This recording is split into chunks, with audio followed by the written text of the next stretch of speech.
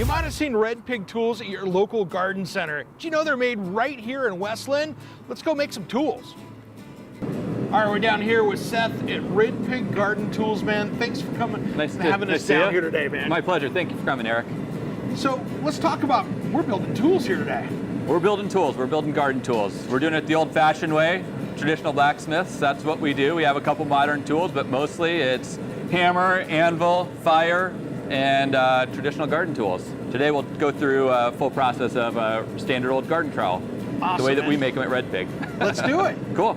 So one of the advantages of forged tools, hand-forged tools, they tend to be stronger than other tools, and when we're creating this nose, which we do on almost all of our tools, that are going to get a weld, be welded to a blade, we try to draw this out and leave this part about half the thickness of the original material. In this case, that's about 1/4 inch thick. We're starting with 1/2 inch thick steel for our trowels, for our medium, large trowels, and most of our other trowels. And we leave it like this so that we get this little taper, but we're going to add a bend here and a bend back here. And when you're using leverage, especially later as it dries out in the air, the number one complaint about trowels off the shelf is that they bend, they break. Sure. So this prevents that. We're known for having exceptionally strong tools that can last generations. All right, we got a pretty cool tool here. What do we got? This is a 2x72 belt grinder. This was made by a local guy for me a few years back. I have a second one over there. They're really efficient tools for sharpening. A lot of knife makers use them. I use them both to prep welds, because it goes fast, it saves time, and then also to do the final sharpening. We do a little bit of shaping with these guys, but they're pretty much focused on this prep work and then the final finishing.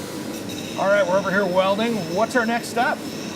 So we're oxyacetylene welding here. We're essentially going to heat up the shank. You'll see we heat up quite a ways around. This creates like a wider zone. It doesn't have to be super hot, but the point is the cold draws heat away. So we're going to heat up everything up to about right here on the shank, around here on the blade, just as preheating, and then we'll focus in this area, and then we're dropping the material from the top and adding a little filler rod in here to make a strong, wide weld that can withstand the prying that's going to happen down the road from our gardeners as they use this tool.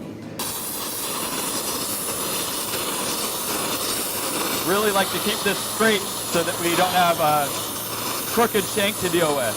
Yeah. A lot harder to fix that later. Yeah, for sure. So I'm just closing up that weld, making sure if there's a gap, it's not there anymore, and then start to shape it and knock these edges over. If I need to, I can do that, and then we go. And if you see on the back, where there used to be, the equivalent of this, which is 12 gauge steel between the bottom of the shank and the bottom of the trowel. As you can see, as we look through here, there's no cracks, there's nothing that shows the weakness, so that tells us we're good to go. But that's why we heat this weld up so much and then hammer it, because that prevents, especially at the next stages when we're bending, from a crack appearing later. That makes sense, yeah, because otherwise if you had a crack and you get it hot, it's just going to open right up on it. Peel right open, yep.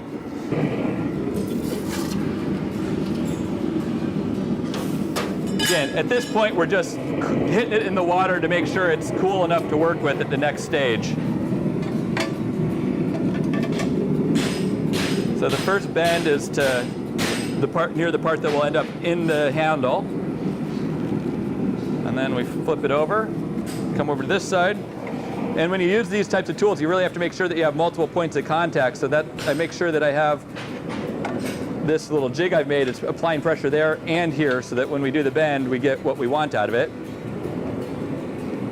And again, we've got a little bit off to the side, so we walk by. Happens most of the time when you're working by hand.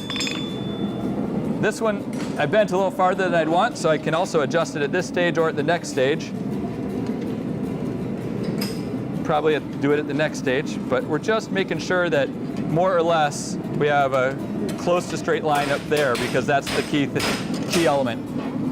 It's a little too high for me, this angle, so when I see that happen, which happens, come right back here and just start knocking it down a little bit. You always have to have multiple points of contact, and then you're hitting on the gap. Yep. That's what lets you move the metal how you want it. So now that we've got those done, before we do the cupping, after we cup, it's very hard to get in there to clean up the weld. So we take it over to the table and we'll do a quick little hit with the hand grinder. Use an angle grinder with a flat disc.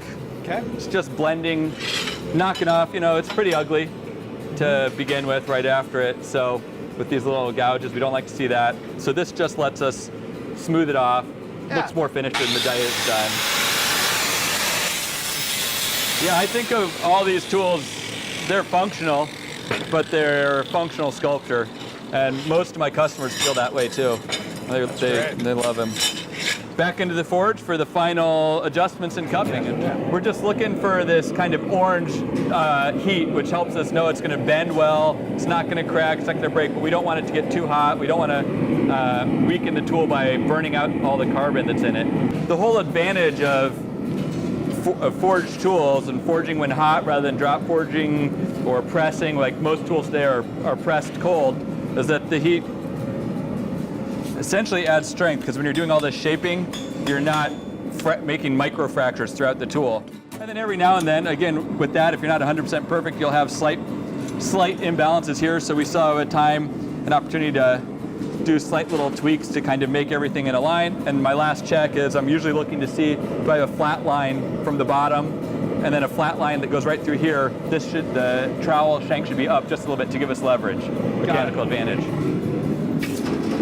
All right, we just got these out, looking good. What's our next stage? We're done with the hot work. We're done with most of the shaping. We've got to clean up that scale. They look, you know, pretty rough in this shape. So we're going to wire wheel them off. Then we're going to put a handle on it. We're going to drill and rivet the handle. Then we're going to sharpen, and then we would coat it with enamel. So I noticed you're taking enough material off to make it look better, but you don't want to lose any of the hand forging technique out of there, right? Absolutely. You'll still see little hammer marks or bend marks. You'll see every tool ends up being unique. You'll see contours of the metal. We like it. It's part of our aesthetic. It's something that Red Pig tools, it identifies a Red Pig tool. Okay, on to handling. All right, we're putting a handle on now, so this could be a usable tool. Yep, it's old-fashioned. We put it in a vise, we hammer it on. We could press it on, we could do any number of things, but we do it this way, we like it this way. This handle we pre-drilled to be 1/2 inch thick, about the same here, and you'll see as I hit it on that I actually have to hit it on with some force, in part because of those squares that we tapped on. We also try to line up the tools, the grain in the wood, to make sure that the grain of the wood is aligned with the strength of the tool. Nice. It's a small thing, but again, it makes a difference.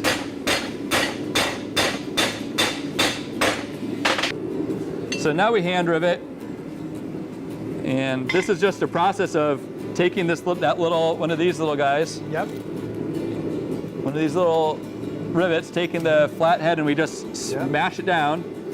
Smash down this side so it looks like sort of like the other end, and that'll be a nice strong mechanical connection that you can only cut out.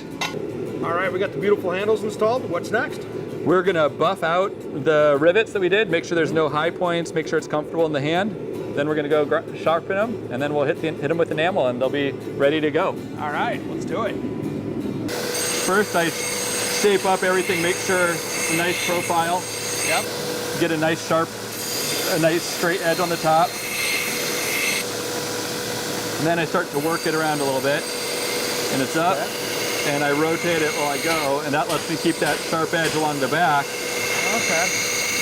So where do we find these things? If somebody wants to get one of these, what's the best place to find you? Online, always the best, redpigtools.com. Order there. If you're local, you can get an option to pay online and pick up at my workshop here. You can also call, email, make an appointment, and come by the workshop. You can see us working. You can buy tools. We do have a small showroom set up for people to come, but I do ask for appointments because I try not to work a 9-to-5 shift. And if you call me or email me or text me, I can be here when you're here, and I can help people pick tools. My long-handled tools I size to the person, so depending on how tall you are, how strong you are, there are adaptations we make to any tool, any long-handled tool. Nice. Red Pig Tools, made right here in the Northwest. Thanks, Eric.